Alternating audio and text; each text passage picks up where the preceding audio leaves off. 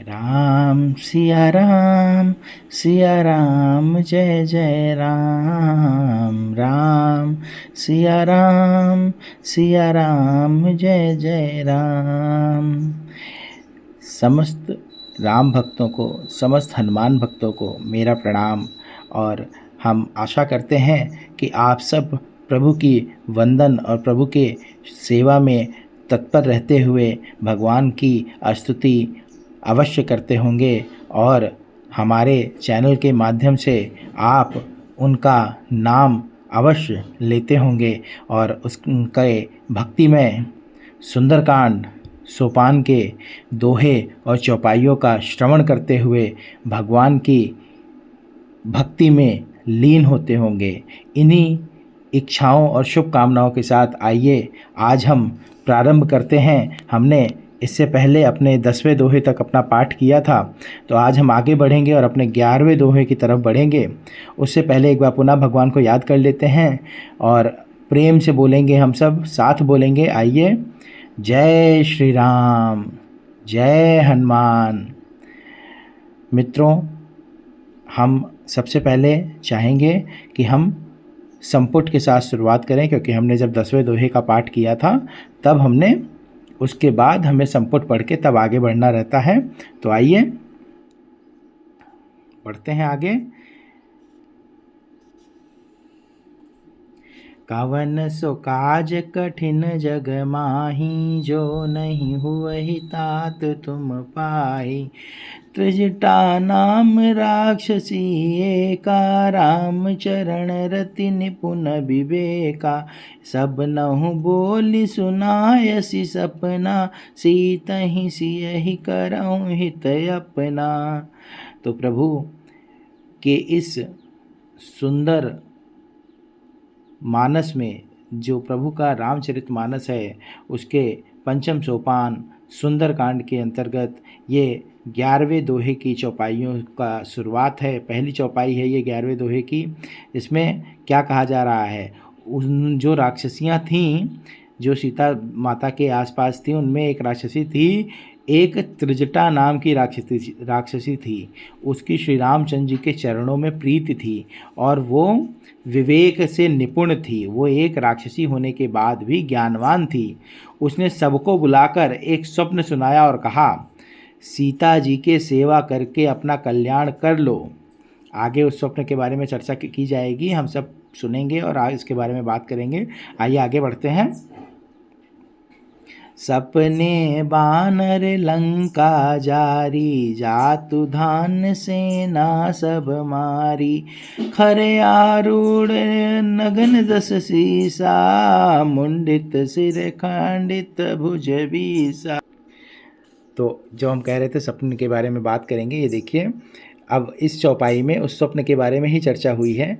आज मित्रों मेरा गला थोड़ा ठीक नहीं है, शायद अगर मैं प्रभु का नाम उस राग या उस सौहार्द के साथ न ले पाऊँ तो मुझे क्षमा कीजिएगा। आइए समझते हैं। स्वप्न में मैंने देखा कि एक बंदर ने लंका जला दी, राक्षसों की सेना मार डाली गई। रावण नंगा है और गधे पर सवार है, उसके सिर मुंडे हुए हैं, बीसों भुजाएं कटी हुई हैं। क्या सुंदर सपना है। त्रिजटा माता ने, हाँ मैं माता इसलिए कह रहा हूँ क्योंकि हमारी सीता मैया ने भी उन्हें माता की दर्जा दिया था, आगे हम ये जानेंगे। तो त्रिजटा माता ने हमारी मैया सीता मैया की रक्षा के लिए अपनी जो राक्षसियाँ हैं उन्हें एक स्वप्न सुनाया है। उनके मन में डर बैठाने के लिए, सीता माता के प्रति थोड़ा सा सम्मान जगाने के लिए, जिससे वो उनकी रक्षा कर सकें और उनके अंदर जो डर पैदा हुआ है, जो वो 1 महीने का समय देके गया था रावण, जिसकी वजह से उन्हें जो डर हो रहा है उसे दूर भगाने के लिए ये त्रिजटा ने ये स्वप्न सुनाया है। उस स्वप्न में क्या अद्भुत वर्णन किया है राक्षसियों के सामने। ये कहा है कि सारी सेना मार दी गई है, रावण को निवस्त्र करके गधे पे बैठा करके उसका सिर मुंडवा करके 20 भुजाएं कटवा करके घुमाया जा रहा है। आइए आगे बढ़ते हैं। यही विधि सो दक्षिण दिस जाई, लंका मनहु विभीषण पाई। नगर फिरी रघुबीर दोहाई, तब प्रभु सीता बोली पठाई। इस प्रकार से वह दक्षिण यानी कि यमपुरी की दिशा को जा रहा है, मानो लंका विभीषण ने पाई है और नगर में श्री रामचंद्र की दुहाई बज रही है। तब प्रभु ने सीता जी को बुलावा भेजा है। तो इस स्वप्न को आगे बढ़ाते हुए क्या कहती हैं माता, आइए अगले चौपाई में पहुंचते हैं हम। यह सपना मैं कहाँ पुकारी, हुई है सत्य गए दिन चारी। मैं दोबारा पढ़ूंगा इस चौपाई की प्रथम लाइन को, बहुत ही प्यारी पंक्ति है ये, पुनः ध्यान दीजिएगा।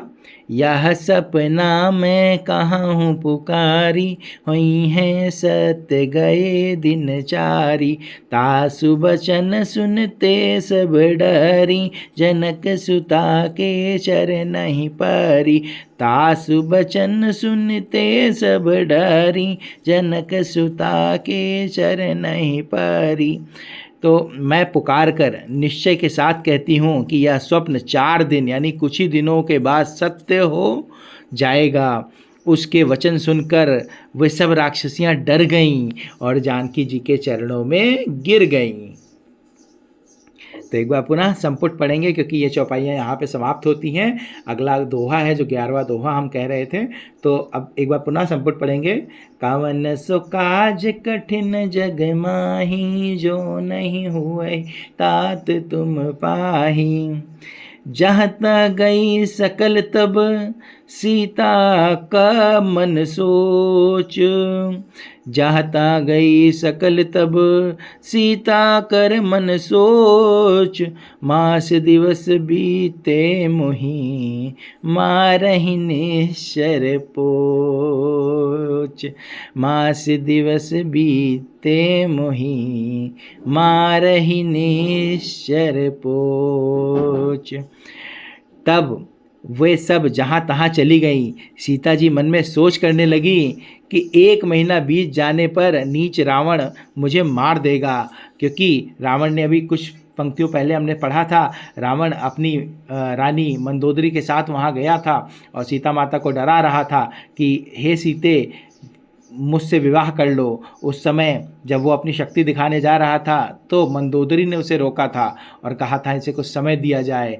तो रावण ने 1 माह का समय दिया है माता को और उस माह के बारे में विचार कर रही हैं सीता माता कि आज तो त्रिजटा माता ने किसी तरीके से राक्षसियों को कहानियाँ सुना करके मुझसे दूर कर दिया, लेकिन कब तक, 1 माह का ही तो समय दिया है रावण ने। वो 1 माह बाद आएगा और अवश्य ही मुझे मार देगा। ये माँ के मन में विचार चल रहा है, सीता मैया के मन में विचार चल रहा है।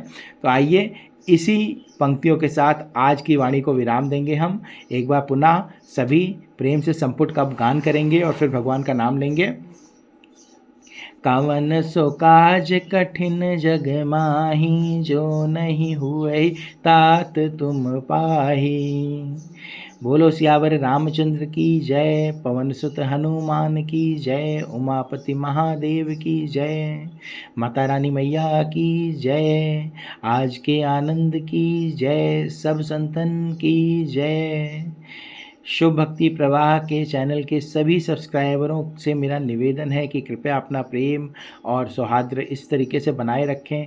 अवश्य चैनल पे रेगुलर विजिट करते रहें। आपके लिए लगातार हम प्रयास करते रहते हैं कि हम नियम से हर एक पंक्तियों को, हर एक अर्थ सहित शब्दावली को सही करते हुए, उनके उच्चारणों का ध्यान रखते हुए आप तक सही ज्ञान का, सही भाषा का, सही शब्दों का प्रयोग करके श्री रामचरितमानस के पंचम सोपान सुंदरकांड की प्रत्येक पंक्तियों को, प्रत्येक चौपाइयों को, प्रत्येक दोहों को आप तक पहुंचा रहे हैं। तो आप सभी हमारा साथ दें। हमारा सम्मान जो इसी में है कि अगर आप हमारे साथ जुड़े रहते हैं और हमें लगातार भगवान के वंदन की प्रोत्साहन देते रहते हैं, तो इससे बढ़कर और कोई सेवा और कोई प्रेम नहीं होगा।